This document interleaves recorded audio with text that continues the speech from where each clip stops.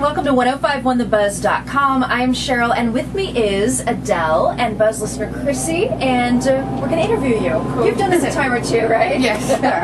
Once again, congratulations on all of your Grammy nominations. Now, are you nervous at all? Yeah, I'm really nervous. I was nervous enough just at the thought of going on the red carpet and like just being in the same room as like Beyonce and Lewis and Duffy and stuff.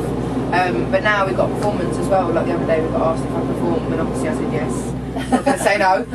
Yeah, what are you going to say? Yeah. So I'm even more nervous now, yeah. Like I think I said this to you before, I never thought I'd be included in the world of the Grammys, so. Even more importantly, have you picked out your outfit? Anna Wintour is dressing me. I was in New York and like, we got a random call because I did a big interview with this guy called Hamish, who was so lovely. And it's like a size piece coming out. It's meant to be coming out in January, but it's coming out later now. And then Anna Wintour was like, oh, I really want to meet you, I want to dress you for the Grammys, so. Yeah, and even if I don't like the clothes, I'm going to have to wear them because it's Anna Wintour. Do you get to keep them? I don't know, I think so. Like, I'm doing a big shoot and then like, all the clothes are made to fit my body. A lot of Michael Kors stuff has been made for me, so I'm hoping I get to keep them. Like, I don't think there's anyone else with like the exact width of like my bits of jelly on my hips and stuff, so I'm hoping so. Oh, fantastic. Yeah. Now, I'm kind of curious about something because I'm always reading about, you know, this boy that broke your heart and this guy that was a jerk. Has becoming famous made it easier or tougher with the guys? Tougher with the guys. In what way? I'm a lot more kind of wary of people. I don't really make new friends that easily anymore because I also have to question their motives, which is really annoying because it makes me kind of feel a bit like an idiot, especially if someone is genuinely interested. And like, what do you want from me? Like, you know, it's almost like you have to come up with a test or something. Yeah. So I never really meet new people. It's always friends of friends or, you know, something like that. But there is a boy at the moment that I really like, so just kind of taking it slow. Yeah. This is going to be your date for the Grammy. No, Sam Sparrow is my date for the Grammy. Sam Sparrow and Katy Perry. Oh, Katy Perry's going to be your date? Well, not only is she Katy, going to kiss you? Sam Sparrow. Hopefully I love her. Sam Sparrow, he sings a song called Black and Gold. He's like kind of Australian English from LA. Yeah, so we're together, yeah. I love it. Well, show us real quickly I've always wondered, like, how glamorous the life of a traveling rock star is. It looks like you play a lot of video games. That's not mine, that's my bass player. Oh, yes. That's it, that's my bass player. Hello. No, you can't, babe, sorry. Lots of tea. And someone gave that flower yesterday at the Seattle show. Lovely. Said your song changed my life. It's not that glamorous. I'm on a bus with 12 smelly men. I'm the only girl. James Morrison's on tour with me as well, and he's with all guys. So this is actually the first time in 3 weeks that I've been in a room full of girls. So. James Morrison. I'm not letting you leave. I talked to him earlier today. He's a very big fan of yours. And don't tell Duffy he said this, but like he wants you to win. Oh, that's nice of you. Tell Duffy. I love Duffy as well. I want the Jonas Brothers to win anyway. I don't want me or Duffy to win the Grammy. I want Jonas Brothers to win it. Maybe we get to meet the Jonas Brothers. I know. Maybe you'll hit it off. I would love that because I think they think I hate them because I did what did I do? I did a glamour piece, like the US Glamour magazine, and in it, like they were saying, like, what do you think of Miley Cyrus and the Jonas Brothers, and I love both of them. And I said, in a kind of a good way, I was going, if I ever saw them, like they wouldn't be wearing them purity rings because I would have my way with them. But then all the blogs started writing, I was questioning their virginity and stuff like that, which I wasn't. They probably think I hate them. They probably hate me as well, but I actually just love them and want to marry them and have babies. Not yet though, because they're too young. Babies themselves. Yeah, exactly. So am I. So am I. Of course, yes. Yeah. Well, it's always lovely catching up with you. And I'd like to introduce you to Chrissy. Yes. And she's got some questions for you. Cool. Alright. So how long are you going to be here in Portland this time? I arrived at 4 AM last night and I'm leaving at midnight tonight. Just a brief stop off at the show. How do you like it so far? I love Portland. Yeah, I've been here like 3 times now. First time I was here, the bus parked. I think it was in May and June. I was on tour here. The bus parked in a really dead area and there was nothing there but like 2 vintage shops and a really scabby motel. So I didn't like it the first time, but the other time I've been back, I love it. And I did a really great show for you guys, which I loved it. Like some wine shop. Really What's cool. your favourite thing here? Like, what's the funnest thing you've done here? I don't get to do that much fun stuff when I'm on tour because it's literally like sound check, interviews, go home. But definitely like meeting the fans and playing to them, they're always great. Well, cool. Well, we're glad to see you. Oh, thank you. So, who are some of your biggest musical influences? Air James is the musical love of my life. Ella Fitzgerald, Jill Scott, Erykah Badu, Billy Bragg, Kings of Leon. I love that latest record. I think it's amazing. Vampire Weekend. Alison Krauss is like a full head over heels in love with her at the moment. Definitely, like, her voice and her songs are really inspiring. My next record, and the Raising Sand album with Robert Parker is amazing. And T-Bone Burnett, so threesome. Well, that's cool. We got some of the same favorites. Yes. What was your life like before really breaking into the music scene? Like, was it just kind of typical? Yeah. Going to school and just living, and all of a sudden you're... Really boring, my life before. I used to go to school, I never used to go out. Like, my friends would come around and see me at like 11 AM on a Saturday and be like, do you want to go to Camden? Like, do you want to go to Soho? Go shopping? And I'd be like, no, I'm alright, I'm just going to stay here. Like, 10 hours later they come back. My whole day was just around the sofa, and the sofa was moulded around me. Been lying there all day. So yeah, my life was really kind of bland before. Like, I just never did anything. Like, I was such a mummy's girl, a lot of my mum and stuff, you know, like. But now I'm still a mummy's girl, but I'm a lot more independent. Yeah. So I've kind of changed in a million ways, but for the good, I think, more productive. So, well, I'm a singer and songwriter also. Oh, amazing. And so I heard a little bit about how you got started on MySpace, and I was kind of wondering a little bit about how that went for you and how that even works for singers. I've never tried. You should. MySpace is like, I kind of owe my whole career to MySpace. I was at school doing music. I went to performing arts school that's now really famous because like I come from there, and Amy Winehouse and Leona Lewis and Kate Nash, so many of us have come from there. But just because you go there doesn't mean that you're going to get signed, doesn't mean that you're going to succeed and stuff like that. It's almost harder to kind of do well when you come from somewhere like that, because people kind of take you less seriously and think that you're more performing arts than actually like a real musician. And my friend put my demos on MySpace, and all the A&Rs, all the record companies pay scouts to just trawl through MySpace. It's their job just to trawl MySpace for new music. And my first show was like to two drunk men who weren't even there to see me.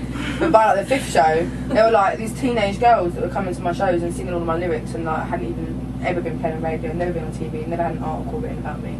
And it's just like, it's always, I think it's a lot better to kind of get like the people on your side before you get the industry and like producers on your side, because like inevitably they kind of mean a lot more and they get you places.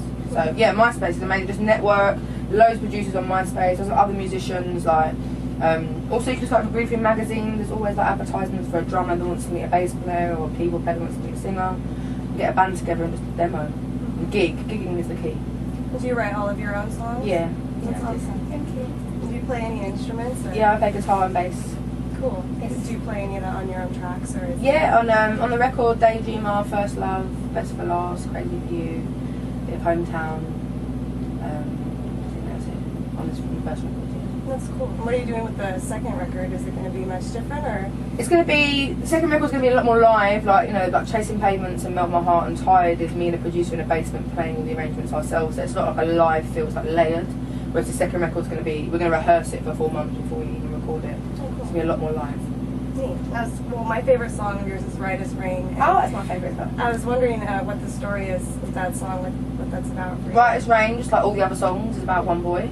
And Right as Rain was the last song that I wrote for the record, and I was kind of listening back to the record and making sure that I liked it and I was happy with it the way that it was, and I felt really sad when I was listening to it, because I thought it sounded like I sounded pathetic on it, and just really like I just let him walk all over me. So Right as Rain is like, who wants to be like feel perfect anyway? It's rubbish. Like, it's when bad things happen it hurts even more, whereas if you're already down in the dumps and so bad happens, it's just kind of like a bruise rather than a cut. So that's what that's about. It's kind of like a feel good song. Yeah, that's cool. I love it. It does make me feel good. Oh, I really? just do it at work. Oh, amazing. Awesome. Thank you so much. Sure. Let's see. So how did you like appearing on Saturday Night Live? Was that cool? That was a lot of fun. We don't get SNL in England, so I wasn't really aware of how big it was. I kind of knew that it was a bit of an American institution, and I knew that at the time it was like kind of the ratings have gone up anyway because of Tina Fey. And that's the summer like that I got offered the show. I cancelled loads of shows, and there was loads of problems at home, and kind of thought that I could just give up for the first record. Then I did my New York show, and the producer came and offered me a slot.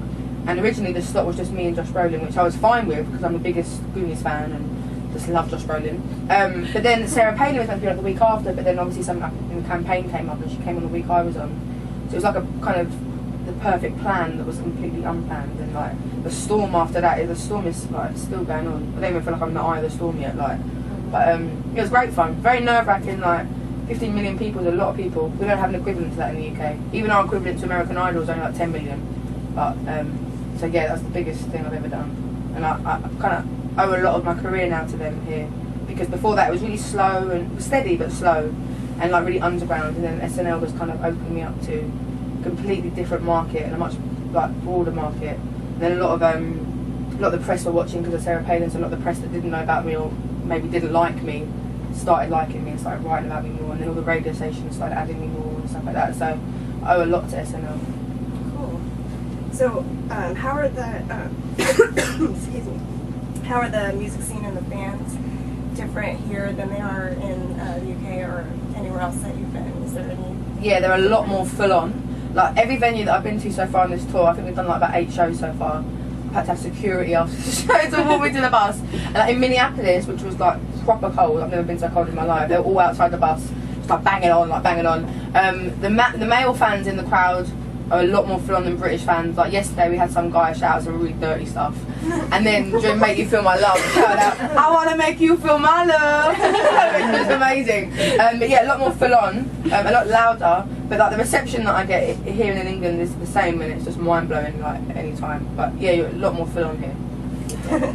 Is that good or bad? It's good. It's sort of like Britney Spears or something. So the last thing I've got for you, and this is a big thing for me. Well, you inspire me and a lot of other women by not accepting the traditional Hollywood look, and it's really refreshing to see somebody who does their own thing. And I'm just kind of wondering how that's been for you. Like, do you get more positive attention or negative attention, or do people try to come up and change you? Or? Yeah, at the beginning, like no one that I work with tried to change me, and like in England, I'm with an independent label in England, so it's not really that image, it's just about the music. And my manager and stuff, they've never tried to change me, and I think from the beginning it's always been an appeal that I don't care about that kind of stuff, like the people that I work with. And then when I was signing to Columbia, I was a bit concerned that they might kind of try and like make me blonde and put some like implants in me and whiten my teeth and stuff, but they didn't, because I was already quite in England, like I kind of made my mark in England. But I've only got positive like kind of attention from it, like face to face. I've never had anyone say anything horrible about me. Obviously on YouTube and stuff I've had horrible comments about myself, but that's my own fault for googling myself. But yeah, like it's just the best thing. I'd rather someone come and say you make me comfortable being myself than someone come up to me and going I wish I was you. Like so I'd much rather that. So the Hollywood look is like rubbish anyway. Like I've done front covers and I've been airbrushed, and I've seen the originals of other people that have been like their photos taken and they look rubbish. They don't have thighs like that, they don't have skin like that, they don't have hair like that. It's all like, it's just that Hollywood thing, like, it's not real, everyone like, maybe Marilyn Monroe was quite real, but apart from that, I don't find size 0 attractive, I don't like it, and as long as my man's happy, then I'm happy. Yeah. So yeah, whatever, people can talk whatever they want, but music's for the ears, not for the eyes. Well, that's good, and a lot of people appreciate the reality, and I appreciate it too. Thank you very much. Thank you. That's all I got. Okay, cool. Thanks for talking about us. Of course, anytime. So do we have to leave you now so you can do your pre-show ritual? Do you have any little... I'm going to have a hug in bed. I'm going to go and do it. It sounds good, whatever works. I've got to do my hair, like my behind. I've got one big knot, boys. Well, have a great show, and thanks again for coming back to Portland. Thank you very much. Happy New Year, everyone.